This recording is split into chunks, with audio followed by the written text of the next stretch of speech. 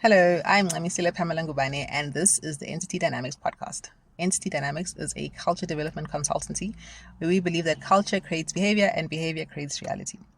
The title of this video is A Culture of Turning Pain into Power. Okay. So there's a teacher of mine on YouTube who doesn't like that saying. But in some contexts, she agrees that it is valid. I also am not a fan of like these one-liner pop psychology things, but I agree with her that in some cases it is valid. And in this case, it's valid because, when you are an empathetic person, a highly empathetic person, an empath, there's a man on YouTube, I can't remember his name now, but he talks about how there's a difference between, you have to be specific when you say an empath is a highly empathetic person, okay? Because just because you're an empathetic person doesn't mean you're an empath. You can be empathetic, which most people generally are, but that doesn't necessarily mean you're an empath. Okay. So if you're an empath, if you're someone who believes that you are here to fulfill a particular purpose, in line with the creator's desire to bring harmony to all aspects of creation, or bring harmony between all aspects of creation, to transcend duality so that the oneness of existence becomes apparent in everyday life and in everyday choices, then you will pretty much guarantee to have had a pretty difficult time on Earth while you were being here. Okay.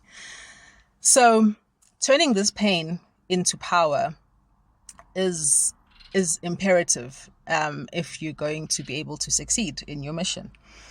And it's one of the power moves, if you can say, is to understand that your pain is so that you do not become comfortable with the way the world is, or with this world, because obviously the world the way it is an expression of the consciousness that operates behind the scenes in this world, right?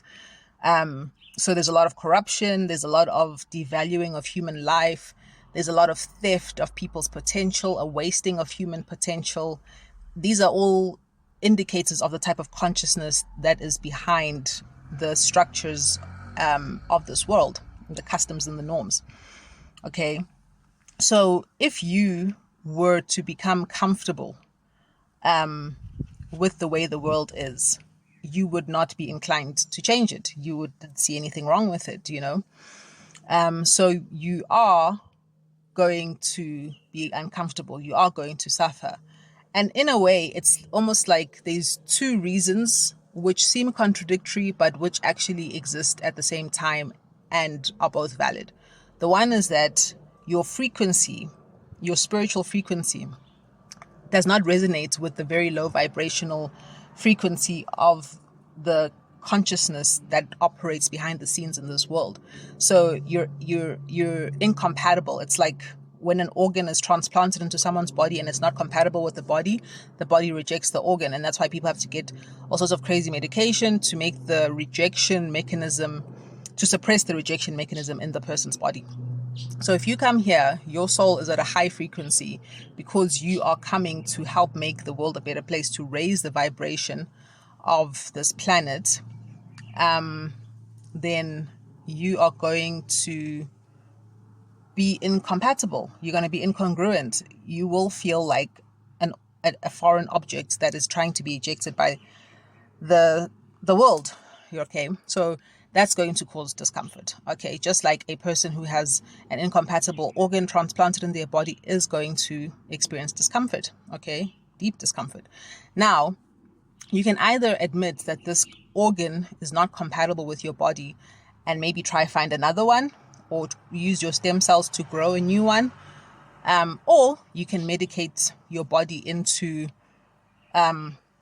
no longer feeling this incompatibility. Okay, and unfortunately what happens to a lot of people is they do that. They self-medicate, become addicts, also all sorts of things like that, engage in risky behavior that gives them an adrenaline pump, an adrenaline boost, surge of adrenaline in their body, so that they can seek to suppress the discomfort. Okay, so turning that pain into power means understanding why it is that you feel this pain. Okay. So, unconditional love for yourself and for your creator is also very important in turning this pain into discomfort. I mean, into power, turning this discomfort, this pain into power. Because then you will, first of all, in your unconditional love for yourself, acknowledge that there's nothing wrong with you. There's nothing wrong with you for feeling this discomfort in this world, that there's nothing wrong with you for being incapable of being comfortable with the contradictions and the hypocrisies of this world, you know. And these contradictions are not like normal contradictions that exist in nature. They are a result of hypocrisy, a result of people being comfortable with ignorance, we being willfully ignorant, and then causing them to become unaligned with the creator, with nature, with their own essence, with their own souls. Okay. It creates all sorts of imbalances, and these imbalances show up in the inequalities and the abuses that people experience as a daily part of life, you know. And the fact that a lot of people just seem to think that this is how life is shows you just how deep-seated this corruption is, that people can actually be conditioned into accepting it as normal. Okay. But I can tell you their souls are not seeing it as normal. And that's why there's so much mental illness on this planet, and people can't put their finger on what it is that's actually a problem. Okay. And then the other part is that your unconditional love for your creator means accepting that before you came here, you and your creator agreed that you would experience certain things, but also agreed that you would come here and experience just the reality of being incompatible with your environment, you know. So you can find that even your own parents, your own family members reject you because their frequency has found comfort and compatibility, or at least adaptability with this system. And then when you come along with your vibration, which is incompatible with the system, their own vibration can feel it, and it's agitating. It's like a medicine, you know. Your frequency is like medicinal to people in this world. And, you know, most people don't like taking medicine. Most people don't like having to change their lifestyle in order to improve their health, right? They'd rather just pretend it's not there or do something to numb the pain. You're someone who, because you're vibrating in the frequency of truth and in the frequency of unconditional love, which even if you're not experiencing it to yourself, even if you're not able to experience it towards your creator, your soul actually is existing in that frequency. And truth and love, true love, real love, unconditional love, require that one be honest, require that you acknowledge reality for what it is, you know.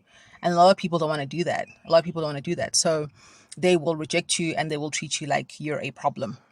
You know, you're not a problem, but you know, if it happens to you long enough, you might actually start to think that you're a problem. And then this is where, you know, you experience this pain and this discomfort. So it's to acknowledge that the reality of the situation is that you are incompatible with the willful, ignorant, and corrupt nature of this world, because it is vibrating at such a low frequency, at a frequency of ignorance, essentially. And this also is displayed in many respects by the religious systems on the planet, you know. And this is why most people, most empaths, most people who see themselves as being here to create a new way of life for humanity, will not actually vibrate with religion, and will be people who rebel against religious systems and norms, because most religious systems and norms are not here to actually connect you to your higher self, connect you to the true creator, not these so-called gods, but the true creator. And so your soul, being the high frequency soul that it is, seeks truth, and it will rebel, because if there is any place where people should be free from the corruption and the ignorance of the consciousness running this world, it should be within religious institutions, and yet often that is completely not the case.